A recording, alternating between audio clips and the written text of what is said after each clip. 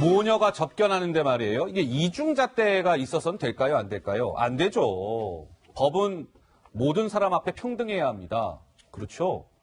근데 좀 이거 아닌 거 아닌가요? 약간 일각에 이런 또 지적이 나오고 있는 모양인데요. 자, 김민지 기자, 구치소 얘기 좀 해볼까요? 네, 정경심 교수가 있는 서울구치소에 있잖아요. 그런데 조국 전 장관의 딸, 정경심 교수의 딸 조민 양이 이 정경심 교수와 접견을 하는데요. 다른 수용시설에서 화상으로 접견을 했다라는 얘기입니다. 아하. 이제 조민 씨가 지난 16일 토요일이었죠. 오전에 정경심 교수를 접견했는데 방문해서 접견하는 것이 아니라 저렇게 화상 접견을 통해서 했다는 것입니다. 지금까지 나오는 것으로는 이제 어느 수용시설에서 했는지는 확인이 되지 않고 있지만 아마도 외부 노출을 피하기 위한 어떤 선택으로 이제 추측이 되고 있습니다. 앞서 조민 씨는 한 언론과 인터뷰에서 어머니 정경심 교수의 건강 상태를 염려하면서 어머니가 좀 결백하다 이런 점을 주장한 적이 있거든요. 그 목소리 들어보시죠. 저희 어머니 건강 상태가 좀 많이 안 좋습니다.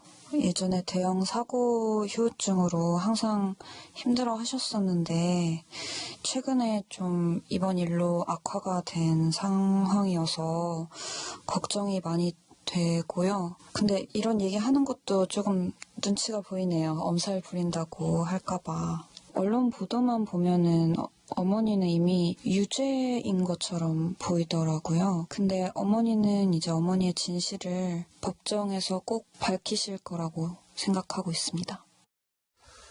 근데 이제 그러니까 정경심 교수의 딸 조민 씨는 정경심 교수 공소장에 입시 비리 관련해서 공범으로 이제 적시가 되어 있는데 모니터로 면회한 이후 조국 자택이 방배동이잖아요. 서울구치소까지는 차로 한 20분 정도 거리예요. 그런데 조민이 정경심 어머니와 화상 접견을 가졌다는 거 아니겠습니까? 그럼 화상 접견이라는 제도가 갖는 취지가 있을 거 아니에요? 그럼 왜 생겼을까요? 예를 들면 장거리 서울구치소에 수감돼 있는데 가족이 집이 저기 예를 들면 거제도예요. 그러면 왔다 갔다 하기 힘들잖아요. 머니까. 그렇게가 장거리 재소자 가족을 위한 제도로 저 화상 접견이라는 걸 만들었는데 방배동 자택하고 구치소 끽해봐야 20분 거리인데 이건 역시도 무슨 조국스러운 면회 특혜 아니냐 이런 지적이 나오는데요. 좀 과한 지적일까요? 김 교수님 어떻습니까? 일단 지금까지 수사 과정이나 언론의 취재 과정을 보면서 이제 조국 교수 일가들은 대부분 다 노출되어 있는 상황인 거고요. 아하. 조금만 움직여 일거수일투족이 다 기사화 되는 상황이니까 예. 아무래도 변호인단이 조언을 했겠죠. 직접 나와서 왔다 갔다 하게 되고 면회를 하게 되면 언론에 노출이 되게 되는 거고 노출 하나하나가 예를 들어 사건과 연관성들을 가서 불러일으키기 때문에 가급적이면 좀 언론 노출을 막고 그다음에 보도를 줄이려고 하는 방법 중에 가장 좋은 방법이 뭐겠느냐. 제가 볼 때 화상 접견을 해라. 이게 전 제일 좋았다는 생각이 들어요. 왜냐하면 아하. 어디든지 저걸 할 수 있는 거니까 저희 움직이지 않아도 가능하다라는 판단을 해서 저거 사용했다고 생각이 들고요. 네. 그리고 그런 건 있는 거죠. 그러니까 인륜이라고 하는 게 천륜이니까 따지고 보면 엄마가 구치소에 들어가 있는데 딸 입장에서야 만날 수 있다는 생각이 들고 남편도 좀 마찬가지라는 생각이 드는데 이제 문제는 뭐냐면 이제 그런 거죠. 이제 왜 최승원 씨랑 정유라 씨 때는 접견을 안 하다가 지금 왜 하느냐. 그러니까 공평성의 문제를 제기하는 건데 저는 좀 거꾸로 질문을 했다는 생각이 들어요. 저는 그때도 만나게 해야 된다고 생각을 해요. 저는. 왜냐하면 아까 말씀 인륜이 천륜인데 어머니가 구치소에 갇혀 계신데 딸이 아무리 그런 조건 때문에 한 번도 면회 못한다? 저는 이건 제가 볼 때는 상당히 좀 인권적으로도 문제가 있다고 생각이 들기 때문에 과거에 그것에 대해서 그렇게 했던 것이 저는 잘못됐다는 생각이 드는 거고 얘 지금 와서 왜 이 조국 일가들만 이런 편의를 갖다가 보장받느냐라고 문제제기는 좀 분명히 할 수 있다고 생각이 들지만 저는 이것들을 가지고 전체적인 사건에 대한 문제와 관련해서 너무나 많은 편의를 받는다라고 얘기하기 좀 문제가 있고요. 또 이게 한다고 해서 모든 사실 자체가 몰래 얘기해가지고 서로 입을 맞출 수 있는 상황들이 아니기 때문에 저는 하지만 앞으로라도 이런 많은 의혹의 시선들이 분명히 있기 때문에 조국 일가가 앞으로의 면회 과정이나 이런 것들과 관련해서도 좀 상식적인 범주에서, 상식적인 범내에서 이런 걸 하는 게 예를 들면 또 다른 이런 논란이 발생하니까요. 좀 그런 식의 좀 조정을 했으면 좋겠다는 생각을 합니다. 이번 주제가 모녀 접견의 이중잣대 이거였잖아요. 그러면 아까 김 교수님이 잠깐 이제 저희가 이제 바로 대화를 나눌 이 내용에 약간 힌트를 주셨는데, 바로 이겁니다. 제 설명이 필요 없을 것 같습니다. 영상으로 먼저 만나보시죠. 네, 어머니 안부만 여쭤볼 예정입니다. 저희 애기 소식만 전해드릴 예정입니다. 전혀 사건에 관련한 얘기는 들을 생각이 없습니다. 엄마 못 만났죠? 네, 못 만났습니다. 교정당국에서 뭐라고 그랬습니까? 지금 법률상 어머니 만날 수 없다고 그냥 그렇게 말씀하셨습니다. 엄마 만나고 싶어서 오셨던 건가요? 네, 그럼요. 그러니까 조 부장 당장 최서원 씨와 최서원 씨의 딸 전유라가 면회가 금지됐었잖아요. 당시에 이제 공범이라는 이유로. 네. 그 누구는 되고 누구는 안 되느냐 지금 뭐 이런 지적인 것 같은데요. 네. 네. 물론 그 딸이 어머니를 면회하는 것, 이게 진짜 뭐 인륜의 문제고 가급적이면 해줘야 되는 것 아니냐 이런 예. 지적이 물론 있습니다만 이 최서원 씨와 정유라 씨 같은 경우에는 이 면회도 안 됐었거든요. 면회도 안 됐죠. 예, 그러니까 검찰이 면회 금지 요청을 했었고 이거를 법원이 받아들였어요. 당시에 법원이 판결한 거는 이거는 두 사람이 공모관계, 공범이기 때문에 이것은 받아들여져선 안 된다. 이렇게 판결을 했거든요. 예. 그렇기 때문에 면회도 안 되는데 이번에 이제 조민 씨가 어머니를 화상 접견했기 화상 접견. 때문에 예. 그렇다면 2017년대는 왜 안 됐었냐? 그러니까요. 이런 지적이 나오는 거거든요. 예. 저는 이 조국 전 장관의 딸 조민 씨를 보면서 좋게 말하면 정신 상태가 참 대단하다 이런 생각을 해요. 어허. 예, 왜냐하면 예. 본인이 뭐 멘탈 중무장했다 뭐 이런 글도 썼지 않았습니까? 맞습니다. 이거하고 지금 똑같은 거예요.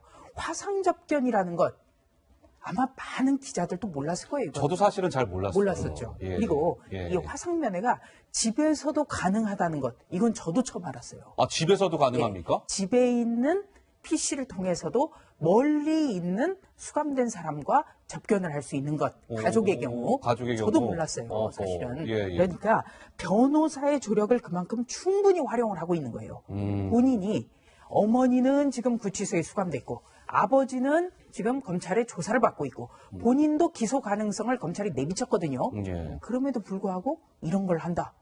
야, 이 정신적으로 굉장히 본인 말에 따르면 중무장한 상태다.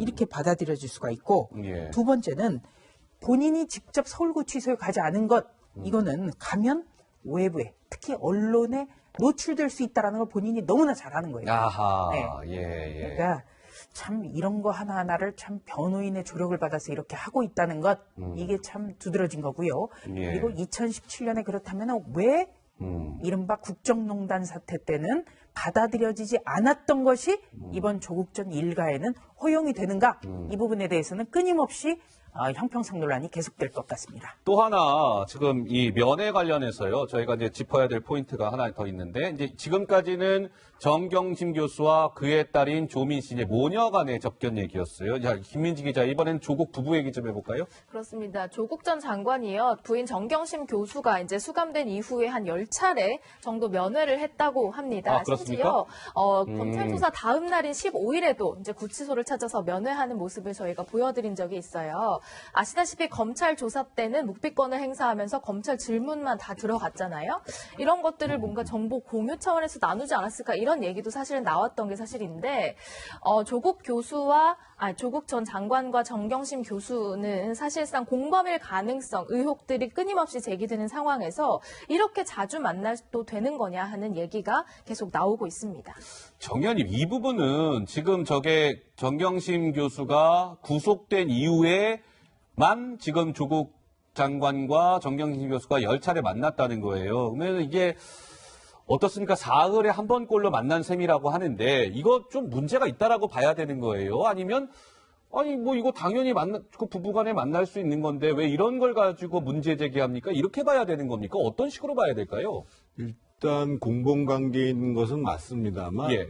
그 면회를 통해 가지고 뭔가 사건의 증거를 은폐하거나 또는 이제 사건을 서로 말맞추기 하려거나 이거는 어떻든 불가능하도록 돼 있거든요. 녹음도 다 된다면서요? 왜냐하면 녹음이 다 되는 예. 상황이기 때문에 뭐 은연중에 이제 예를 들면 누가 떠안아야 될 문제인지를 가지고 눈빛을 교환해서 얘기할 수는 있겠습니다만 면회를 자주 가는 것 자체를 제한할 수는 사실 없다고 보여지는데 문제는 사실은 아까 조금 전에 우리 조 부장 말씀하셨습니다만 과거에 가족 간의 면회를 공범관계라고 해서 못하는 걸 가지고 피의자들을 굉장히 압박하는 수단으로 많이 썼는데 아하. 그런 부분들이 이제 이 조국 장관 가족과 관련해서는 전혀 적용이 안 됐다는 좀 유연해졌다? 네, 그게 이제 차이가 있다고 봐야 될 것 같고요. 예.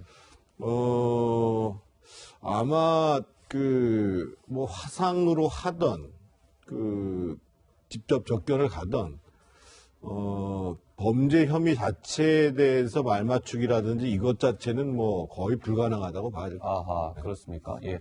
그러면 정 의원님 말씀대로 이게 문제가 될 게 없는데도 불구하고 조 부장 왜 저렇게 구속된 이후에 조국이라는 사람과 정경심 교수가 10차례 면회한 것과 관련해서 왜 조국스러운 면회 특혜다 이게 무슨 녹음은 될지라도 사람이 커뮤니케이션을 말로만 합니까? 아까 정 의원님 말씀대로 바디랭귀지를 쓸 수도 있는 것이고 그런 것들을 미연에 방지하기 위해선 횟수를 조절하거나 그래야 되는 거 아니냐? 뭐 이런 지적도 나옵니다만 어떻습니까? 네, 우선 가족은 면회가 가능합니다. 예. 그런데 지금 조국 전 장관의 부인 면회가 논란이 되는 이유가 있죠. 뭐 왜 그런 겁니까? 이미 예. 조국 전 장관이 지난주 목요일부터 피해자 신분으로 조사를 받고 있어요. 하하. 네. 예. 그런데 이런 경우에는 검찰에서 면회를 금지해달라라는 그런 요청을 법원에 지금까지 해왔다는 거예요. 가장 큰 게 형평성 문제입니다. 그리고 또 한 가지는 문제군요, 역시. 지금 현재 부인인 정경심 씨 같은 경우에는 줄곧 부인도 그 묵비권을 행사를 하고 있고 그리고 수감되기 전에 지인들에게 내가 다 안고 가겠다. 그러니까 남편까지는 가는 것을 막겠다라는 의사를 표시한 적이 있어요. 그렇다면 이 상황에서 남편인 조국 전 장관이 면회를 갈 경우 정경심 씨 입장에선 더더욱이 내가 다 안고 가겠다라는 생각. 검찰 수사에는 더 협조하지 않을 가능성이 높아지기 때문에 왜 검찰이 이것을 그대로 내버려 두는가 내버려두느냐. 이런 거에 대한 논란이 있는데 조금 전에 그 검찰은 기자들과 만나서 앞으로도 면회는 계속 허용할 거다 이런 이야기를 했어요. 그래요? 네. 어허. 그렇다면 네. 혹시라도 면회에 있어서 면회에서 나눈 대화는 나중에 검찰에서 들여다볼 수 있기 때문에 일부러 허용한 것 아니냐 이런 추측도 가능한데요. 예. 문제는 법의 가장 중요한 건 형평성이거든요. 그렇기 때문에 어떤 검찰 수사의 유불리를 떠나서 안 되는 건 안 되는 것 이렇게 해주는 걸 국민들이 가장 바랄 겁니다. 자, 김민지 기자. 요즘에 조국 전 장관이 정경심 교수 이제 구치소 면회 갈 때요. 약간 예전과 다른 모습이 있다는데 그게 어떤 겁니까? 네, 조 전 장관이 이제 면회를 갈 때 자주 사용하던 차량이 원래 있었습니다. 차량. 그런 게 있었는데 요즘은 다른 차량을 타고 다른 남성과 함께 동행한다 이런 것들이 좀 다릅니다. 왼쪽 편에 보시는 게 이제 원래부터 이용하던 QM3. 차량이었는데요. 최근부터는 저 오른쪽에 있는 저 은색 차량을 자주 이용한다 이런 겁니다.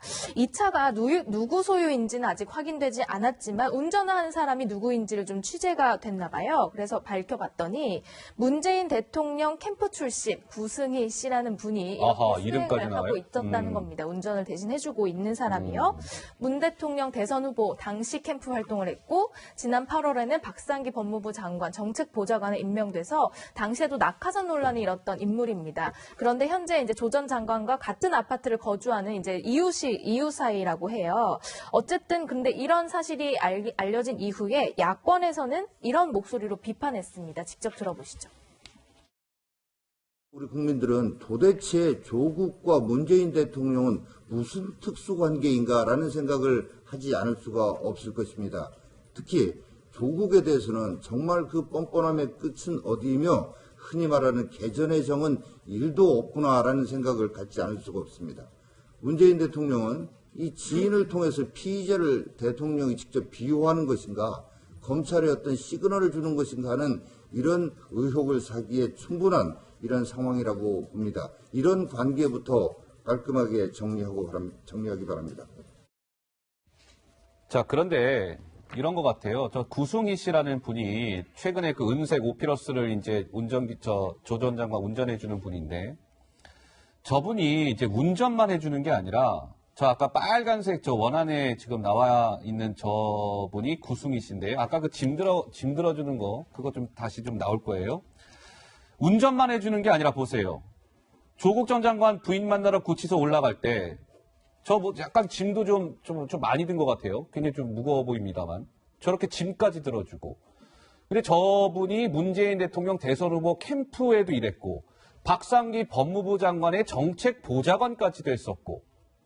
근데 저런 분이 지금 조 전 장관에 저렇게 짐 들어주고 운전해주고 있다? 글쎄요, 이건 좀 어떻게 봐야 될까요, 우리 김 교수님? 네, 그러니까 저도 이게 좀 난해한 상황이건데요. 보니까 이제 박상기 법무부 장관 정책보좌관이 정책보좌관도 하신 분이에요. 뭐 차기 법무부 장관이 됐었기 때문에 관계가 있었을 것 같고 이미 그 전에 이제 문재인 캠퍼스도 일을 했다니까 제가 아는 사이였을 수 있다는 생각이 들고 또 뭐 기사에 의하면 같은 아파트 동해에 살고 있다는 얘기도 있으니까 그런 얘기도 있고요. 뭐 그런 정황들을 보게 되면 뭐 그런 관계니까 소위 편의성을 위해서 도와줄 수 있다고 생각이 들지만 상식적으로 생각을 해보십시오. 지금 상황에서 모든 국민들이 조국 교수에게 초점이 집중돼 있고 수차를 받고 있는 상황인데 계속 저 얼굴이 노출되지 않겠어요? 저 얼굴 자체가. 근데 이분이 전직 박상기 법무부 장관 정책보좌관이었다. 문재인 캠프에 있었다라고 얘기하게 되면 당장 이렇게 기사화되면서 많은 논란들이 벌어질 수밖에 없는데 어허. 왜 하필이면 저분이 저 일을 자처하고 나설까라는 측면에서 왜 굳이? 저는 이제 저분은 그렇다고 그럴 수 있다고 치지만 조국 교수가 저렇게 아무리 하겠다고 얘기를 하더라도 본인 스스로가 그러지 말아라. 당신이 하게 되면 이 정부의 문제가 되거나 소위 문재인 캠프 친문 인사들에 대해서 문제가 더 퍼질 수 있기 때문에 가급적이면 내 스스로 이 문제를 풀 수 있으니까 내가 먼저 이 문제를 풀겠다. 왜냐하면 지금 이 사태와 관련해서 계속 형평성 논란이나 그다음에 많은 혜택이 부여되는 거 아니냐. 또 그다음에 많은 사람들이 조국 교수의 문제와 관련해서 우리 사회 공정 문제에 대해서 많은 얘기를 하고 있는데 왜 하필이면 저런 선택들을 제가 볼 때 처음은 아닌 것 같아요. 그래서 계속적으로 제가 볼 때는 지금 국민 정서가 어떻게 흐르고 있는지에 대해서 그 정서의 흐름들을 민감하게 반응하지 못하는 문제가 계속 발생하니까 저 사태가 실제로 아무런 것도 아니란 말이에요. 실제적으로. 하지만 많은 분이 볼 때 조국 교수가 지금 대하는 태도나 입장들을 보면서 조국 교수가 옛날과 다르게 소위 범죄 혐의와 관련해서도 그럴 수 있겠구나라고 하는 생각들을 갖게 하는 이런 이미지들을 만들어내는 일을 왜 하시는지 굳이 저는 저렇게 할 필요가 뭐가 있는 건지 또 예를 들면 주변에 조국 교수가 저렇게 오래 살아왔으면 친척이 없겠습니까? 지인이 없겠습니까? 저는 그런 분들이 하면 될 건데 왜 꼭 정책보좌관의 문재인 캠프 출신이 저걸 하게 했는지 그러게요. 도대체 좀 이해가 안 돼요. 제가. 알겠습니다. 자, 구승희 씨 얘기까지 해봤습니다. 이분은 또 뭐 조국 전 장관과 관련해서 무슨 얘기를 한 것 같은데 또 좀 논란이 이어지고 있습니다. 이번 주제 화면으로 준비되어 있습니다. 만나보시죠.